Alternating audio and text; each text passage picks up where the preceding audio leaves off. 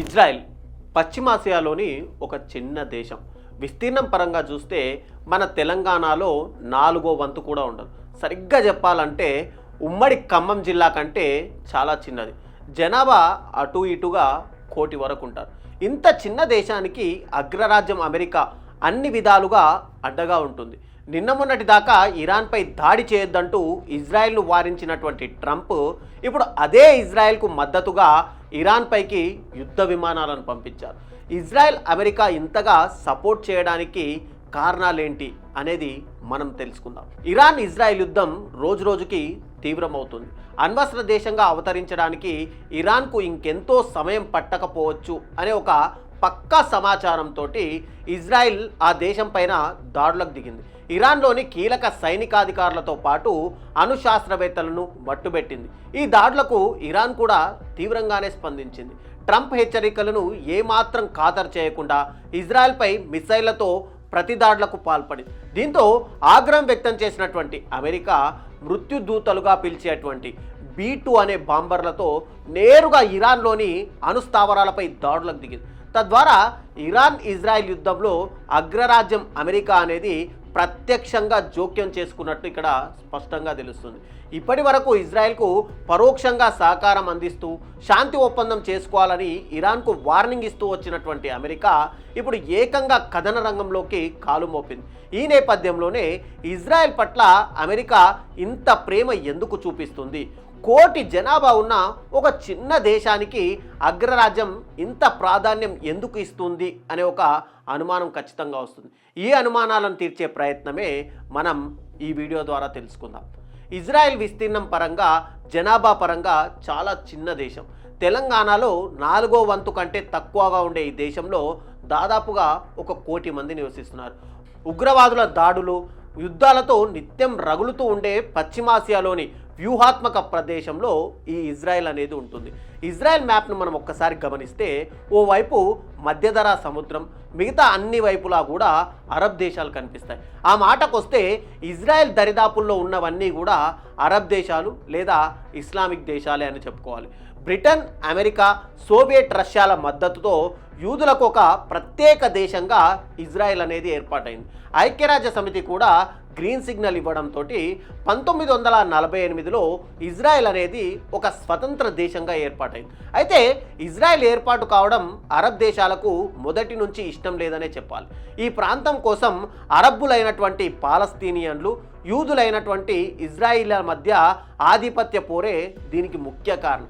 1967లో తన పొరుగున ఉన్నటువంటి అరబ్ దేశాలైనటువంటి ఈజిప్టు, జోర్డాన్, సిరియాలతో ఇజ్రాయిల్ అనేది ఏకకాలంలో యుద్ధం చేయాల్సి వచ్చింది. ఈ యుద్ధంలో గెలిచినటువంటి Israel Gaza strip, west bank, east Jerusalem, golden heights లాంటి ప్రాంతాలని తన ఆధీనంలోకి తెచ్చుకోగలిగింది. యుద్ధంలో అరబ్ దేశాలపై ఆధిపత్యం చెలాయించిన ఇజ్రాయిల్ అప్పటి నుంచి అమెరికాకు కాస్త చేరువైందనే చెప్పాలి. 2వ ప్రపంచ యుద్ధం తర్వాత నుంచి అమెరికా, రష్యాలు ఈ ప్రపంచానికి పెద్దన్న పాత్ర పోషించిన సంగతి మనందరికీ తెలిసిందే. దీంతో మధ్యప్రాచ్యం అంటే మిడిల్ ఈస్ట్ ఎక్కువగా వాడుకలో ఉన్న పశ్చిమాసియాపై పట్టు నిలుపుకోవడానికి అమెరికాకు ఇజ్రాయెల్ అనేది ఒక అవసరంగా మారింది. దీంతో నాటోయేతర ప్రధాన మిత్ర దేశంగా ఇజ్రాయెల్ను అమెరికా గుర్తించింది. ఫలితంగా ఇజ్రాయెల్కు అమెరికా నుంచి గణనీయమైనటువంటి రక్షణ, ఆర్థిక, సాంకేతిక ప్రయోజనాలు అప్పటి నుంచి లభిస్తూనే ఉన్నాయి. ఇజ్రాయెల్కు అమెరికా ఏటా అందించే సైనిక సాయం విలువ $1 బిలియన్ ఉంటుంది అంటే ఇక్కడ ఆశ్చర్యపోవాల్సిన అవసరం లేదు. ఇజ్రాయెల్ చాలా చిన్న దేశమే అయినప్పటికీ కూడా టెక్నాలజీ, నిఘా లాంటి విషయాల్లో ఆ దేశం చాలా ముందంజలో ఉంటుంది. ఐరన్ డోమ్లు, సిస్టమ్ లాంటి క్షిపణి రక్షణ వ్యవస్థలు కానీ, మానవరహిత డ్రోన్లు కానీ, నిఘా వ్యవస్థలు, టన్నెల్ డిటెన్షన్ టెక్నాలజీ లాంటి అత్యాధునిక ఆవిష్కరణలు ఇజ్రాయెల్ బలానికి నిదర్శనంగా చెప్పుకోవాలి. ఇజ్రాయెల్ డెవలప్ చేసినటువంటి డిఫెన్స్ టెక్నాలజీలను అమెరికా వాడుకుంటుంది. మెక్సికో సరిహద్దుల్లో మెయిన్గా ఈ డ్రగ్స్ అక్రమ రవాణాను కీలకంగా మారినటువంటి సొరంగాలను ఇజ్రాయెల్ టన్నెల్ డిటెక్షన్ టెక్నాలజీ సాయంతోనే అమెరికా గుర్తించగలిగిందంటే ఇజ్రాయెల్ బలమేంటో మనం ఇక్కడ గుర్తు చేసుకోవాలి. సైబర్ సెక్యూరిటీలో కానీ సైబర్ వార్ఫేర్లో కానీ ఇజ్రాయిల్ అనేది ప్రపంచంలోనే అత్యుత్తమంగా నిలిచిందని ఖచ్చితంగా చెప్పుకోవాలి. సైబర్ దాడుల నుంచి తమ దేశంలోని నగరాలు కానీ విమానాశ్రయాల్లోని కీలక మౌలిక సదుపాయాలని ఇజ్రాయెల్ ఇక్కడ వాడుకుంటుంది. యూరో సిస్టమ్, డేవిడ్ స్లింగ్ లాంటి అనేక డిఫెన్స్ టెక్నాలజీ ప్రాజెక్టుల కోసం అమెరికా, ఇజ్రాయెల్ కలిసి పనిచేస్తున్నాయి. ఇజ్రాయెల్ నిఘా సంస్థ అయినటువంటి మొసాద్ గురించి ఎంత చెప్పుకోవాలంటే నిజంగా అది చెప్పుకుంటుంటే రోజుల తరబడి చెప్పుకోవచ్చు. ప్రపంచంలోని అత్యుత్తమ నిఘా వ్యవస్థల్లో ఇదొకటి. ఇజ్రాయెల్ విజయాల్లో దీనిది కీలక పాత్ర అని చెప్పుకోవాలి. మొసాద్ ఎవరినైనా టార్గెట్ చేసిందంటే ప్రపంచంలో ఏ మూలన దాక్కున్నా సరే వెతికి మరీ చంపేస్తోందని ఇంతకుముందు కథలుగా చెప్పుకుంటుంటారు. ఆ మధ్య హిజ్బుల్లా ఉగ్రవాదుల పేజర్ పేలుళ్ల నుంచి ఇప్పటి ఇరాన్ దాడుల వరకు ఇజ్రాయెల్ చేపట్టినటువంటి ప్రతి ఆపరేషన్లోనూ మొసాద్ అనేది కీలక పాత్ర. పశ్చిమాసియాలో చిన్న కదలికలు సైతం ఇజ్రాయెల్కు తెలుస్తాయంటే ఇక్కడ అతిశయోక్తి కాదు. శత్రువుల కదలికలపైన నిఘా పెట్టడంలో, ఉగ్రవాదుల నెట్వర్క్లను ఛేదించడంలో మొసాద్కు ఎంతో అనుభవం ఉంది. రష్యాతో కోల్డ్ వార్ సమయం నుంచే ఇజ్రాయెల్ ఇంటెలిజెన్స్ సామర్థ్యం అమెరికాకు ఎంతో ఉపయోగపడుతోంది. ఐసిస్, ఆల్ ఖైదా లాంటి ఉగ్రవాద సంస్థలతో పోరాటానికి అవసరమైన నిఘా సమాచారం కానీ సైనిక సహకారాన్ని కానీ ఇజ్రాయెల్ అనేది అమెరికాకు అందిస్తుంది. చమురు రవాణాకు, అంతర్జాతీయ వాణిజ్యానికి కీలకంగా మారిన సుయాజ్ కాలువకు ఇజ్రాయెల్ చేరువగా ఉంటుంది. ఈ ప్రాంతంలో నౌకల రాకపోకలు సజావుగా సాగడం అమెరికాకు ఎంతో కీలకంగా చెప్పుకోవాలి. దీనికి ఇజ్రాయెల్ మొదటి నుంచి ఉపయోగపడుతుంది. ప్రస్తుతం యుద్ధం జరుగుతున్న ఇజ్రాయెల్, ఇరాన్ అసలు ఇక్కడ సరిహద్దు దేశాలే కాదు.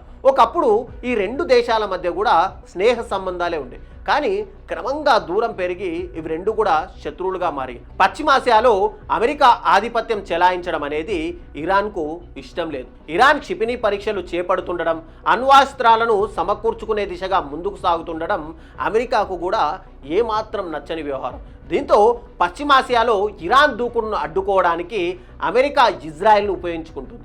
ఇరాన్ అణ్వస్త్ర దేశంగా మారితే తన మనుగడకే ముప్పుగా మారుతుందన్న భయం ఇజ్రాయెల్కు ఉంది. వీటన్నింటితో పాటు అమెరికా, ఇజ్రాయెల్ మధ్య మైత్రి ఇంతగా బలపడడానికి ప్రధాన కారణం ఏంటంటే అమెరికాలోని యూదులు అని చెప్పుకోవాలి.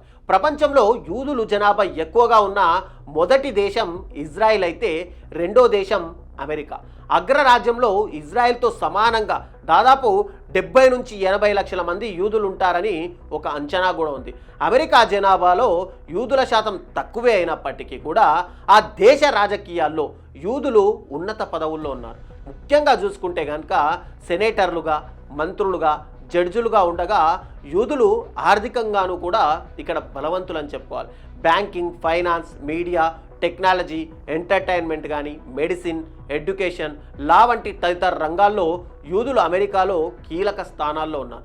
దీంతో అమెరికాలో యూదుల లాబింగ్ చాలా బలంగా ఉంటుంది. ఇజ్రాయెల్ పట్ల అమెరికా విధానాల రూపకల్పనలో ఈ లాబింగ్ ప్రభావం చాలా స్పష్టంగా కనిపిస్తుంది. అమెరికాలోని క్రిస్టియన్లలో ఇజ్రాయెల్కు కూడా గణనీయమైన మద్దతు కూడా ఉంది. ఓవరాల్గా చూస్తే కనుక పశ్చిమాసియాలో అరబ్ దేశాల మధ్యనున్న ఏకైక ముస్లిమేతర దేశమైనటువంటి ఇజ్రాయెల్ తన మనుగడ కోసం అమెరికాతో దోస్తీ చేస్తుంటే అగ్రరాజ్యమేమో ఈ ప్రాంతం పైన తన పట్టును నిలుపుకోవడం కోసం ఇజ్రాయెల్తో స్నేహం చేస్తుంది.